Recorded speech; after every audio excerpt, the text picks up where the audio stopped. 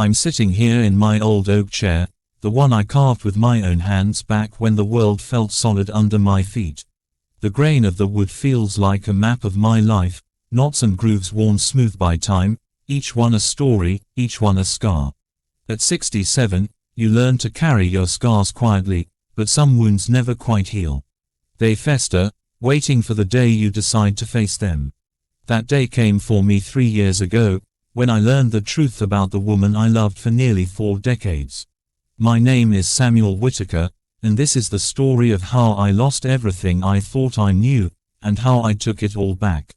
It started on a Tuesday evening, the kind of quiet autumn night in Willow Creek where the air smells of damp leaves and wood smoke. I'd just finished a long day at the lumberyard I'd built from nothing, Whitaker Timber, a business that started with a single chainsaw and a dream in 1978. I was driving home, my old Ford pickup rattling along the county road, when I decided to swing by my daughter Clara's house. She'd been distant lately, and I thought a surprise visit might lift her spirits. But when I pulled into her driveway, I saw Evelyn's car, a sleek black Cadillac I'd bought her for our 35th anniversary, parked where it shouldn't have been.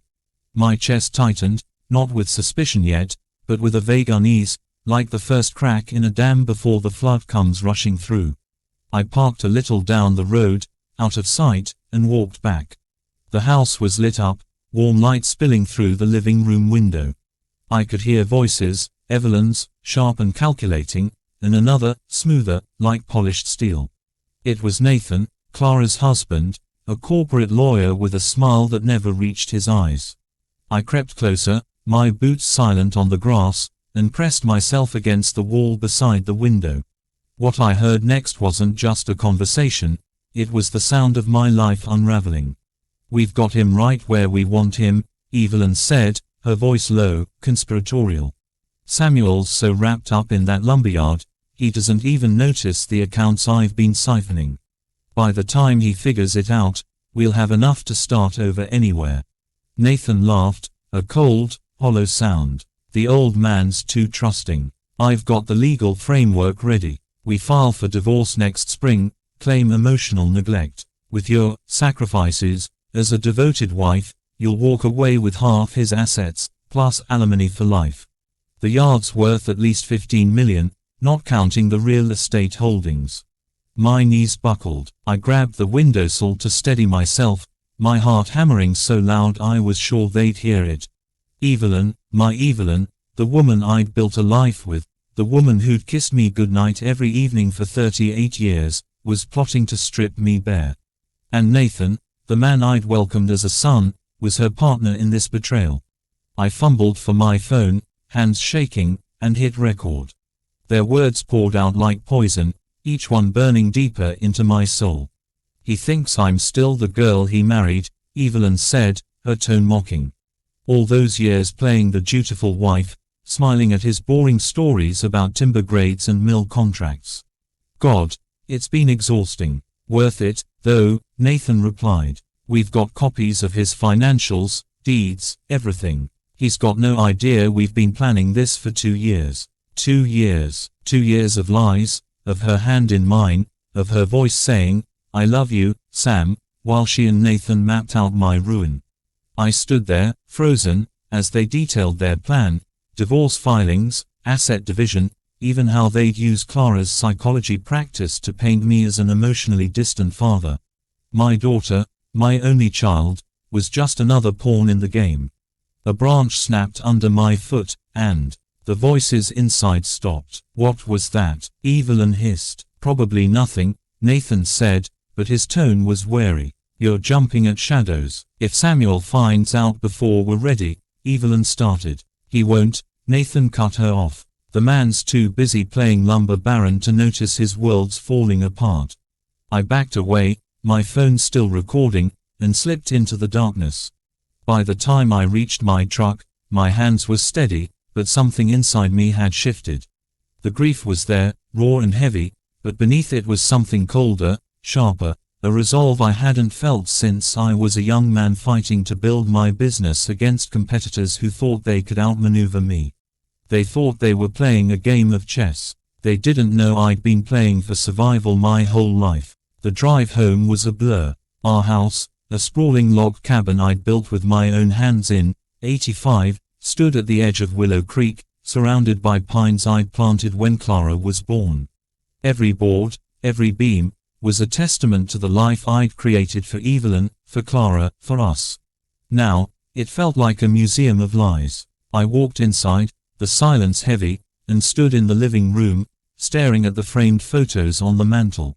Evelyn and me on our wedding day, her in a simple lace dress, me in a suit I'd borrowed from my brother. Clara's first birthday, Evelyn laughing as our daughter smeared cake on her face. Our 20th anniversary, when we'd renewed our vows under the stars. Each memory was a knife, twisting deeper with every lie I now knew. I sank into my chair, the one I'm sitting in now, and let the memories flood me. I'd met Evelyn in 1977 at a county fair. She was 20, a waitress with dreams of seeing the world, and I was 29, a logger with calloused hands and a head full of ambition. Her laugh had caught me first, bright and free, like a river breaking through stone.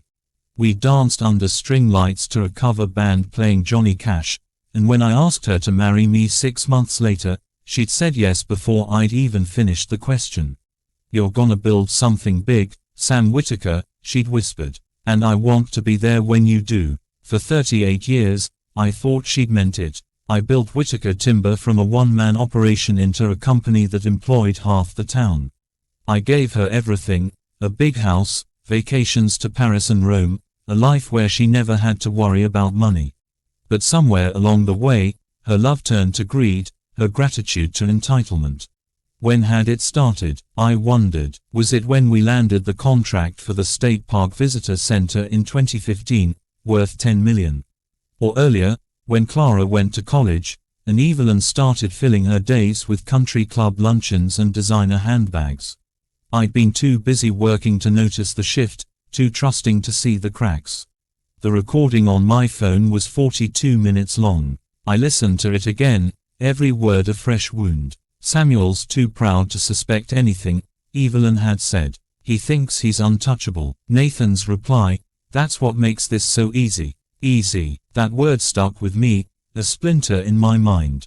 They thought betraying me was easy. They were about to learn how wrong they were. The next morning, I called Amos Reed, my accountant and oldest friend. Amos had been with me since the early days, when we'd scrounged for enough cash to buy our first sawmill. "Sam, what's wrong?" he asked, hearing the edge in my voice. "I need you to look into something," I said, quietly. "Offshore accounts, asset protection, the works. I think Evelyn's planning something." Amos didn't ask questions. He knew me well enough to trust my instincts. By noon, he'd confirmed what I'd suspected. Evelyn had been moving money, small amounts at first, then larger sums, into a separate account I hadn't known about. The account was linked to Nathan's name, buried under layers of legal paperwork. Over 2 years, they'd siphoned off $62,000, not enough to raise red flags but enough to fund their new life once they'd bled me dry. I spent the next 3 days in my home office, a room lined with shelves of old ledgers and photos of lumberyard projects. 2 laptops glowed on my desk, displaying bank records, property titles, and emails I'd never thought to check. I found evidence of Evelyn's book club meetings that coincided with hotel charges in Nathan's name. Lunches at the Willow Creek Country Club, paid for with my credit card, while she claimed to be volunteering at the library. Every discovery was a brick in the wall I was building, a wall to protect what was mine. By Friday, I'd met with Clara's godfather, Tom Harlan, president of Willow Creek Bank. Tom and I had played poker every Thursday for 20 years, and he knew my business inside out. "I need to lock down all joint accounts," I told him over coffee in his office. "Security review, effective immediately." Tom's eyebrows rose, but he didn't pry. "This'll hit Evelyn hard, Sam. She won't be able to access a dime without your approval." "That's the idea," I said, my voice steady. By 2 p.m., the holds were in place. Evelyn's first declined transaction came at 2:17 p.m., a $200 lunch at the country club. Her call came 20 minutes later, her voice tight with panic. "Sam, what's going on? My card was declined in front of everyone. They said there's a security hold on our accounts. Must be a mix-up," I said, keeping my tone calm. "I'll look into it," but I didn't. Instead, I drove to the lumberyard, where the hum of saws and the smell of fresh-cut pine grounded me. My crew, men and women I'd worked alongside for decades, greeted me with nods and smiles. They didn't know about the war one was fighting, but their loyalty reminded me what I was protecting. Not just money, but a legacy. Evelyn's panic grew over the weekend. Her texts piled up, each one more desperate. "Sam, I can't even buy groceries. What's happening? The bank says I need your signature for everything. This is humiliating." I replied with vague assurances, buying time while I gathered more evidence. Mike Callahan, a private investigator I'd hired through a lumberyard contact, sent me updates on Nathan's movements. The lawyer was scrambling, trying to access the joint account he shared with Evelyn, only to find it frozen. He'd made 3 calls to the bank, each one angrier than the last, threatening legal action that would never come. On Sunday, Clara called. Her voice was careful, like she was stepping around broken glass. "Dad, is everything okay with you and Mom? She's acting strange, saying you're controlling her money." I took a deep breath, weighing my words. Clara was my daughter, but she was also Nathan's wife. "Your mom's upset about some bank issues," I said. "I'm handling it. But Clara, if she asks you to do anything unusual, come to me first, okay?" She hesitated, then said, "Okay, Dad. I trust you." That trust was a lifeline, but I knew it would be tested. Evelyn and Nathan were planning to use Clara's psychology credentials to bolster their case, framing me as a neglectful husband and father. I couldn't let them drag her into their lies. Monday morning, I sat in my office, reviewing the final pieces of my plan. Amos had set up a trust to shield Whitaker Timber's core assets, completely legal, completely untouchable. The offshore accounts, established years ago for tax purposes, held the bulk of my wealth, invisible to Evelyn's amateur sleuthing. Meanwhile, Mike's investigation uncovered Nathan's dirty secret: he was drowning in debt. $210,000 in student loans, a leased office he couldn't afford, and a string of unpaid subcontractors who'd worked on his firm's renovation projects. The local contractors association was buzzing with complaints about Nathan's creative accounting, and 2 ethics complaints had been filed with the state bar.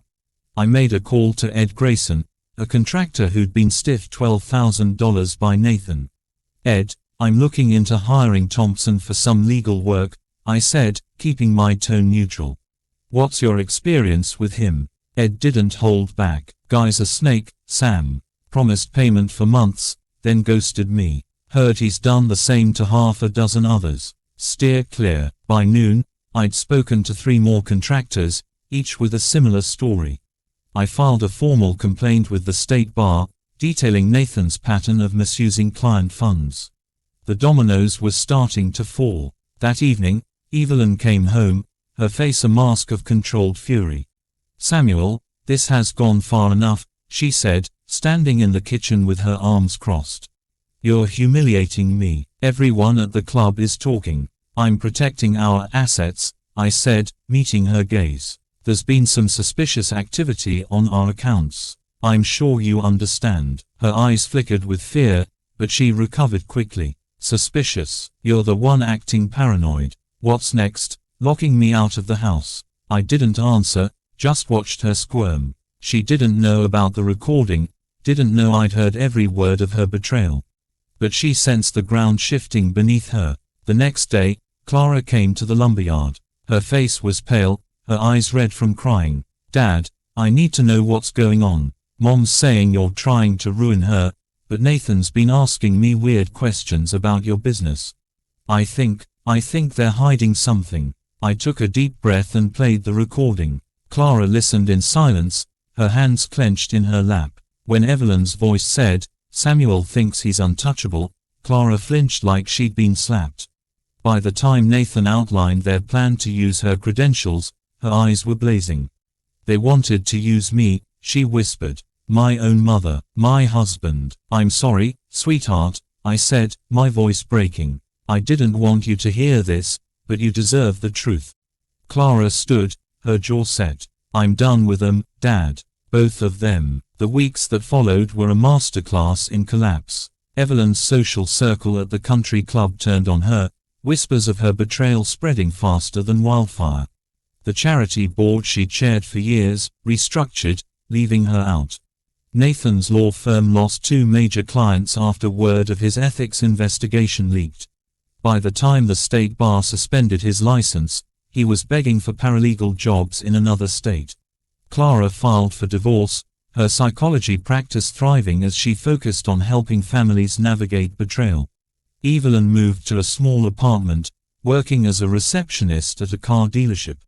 The irony of her selling the kind of luxury cars she once demanded wasn't lost on me. I rebuilt Whitaker Timber stronger than ever, my crew's loyalty unshaken. The house is quieter now, but it's mine, every beam, every memory. I've learned the difference between love and manipulation, between trust and blindness. At 67, I know the weight of truth, and I carry it with pride. If this story resonated with you, hit that like button, share it with someone who needs to hear it, and subscribe for more tales of heartbreak and redemption. The truth always finds a way.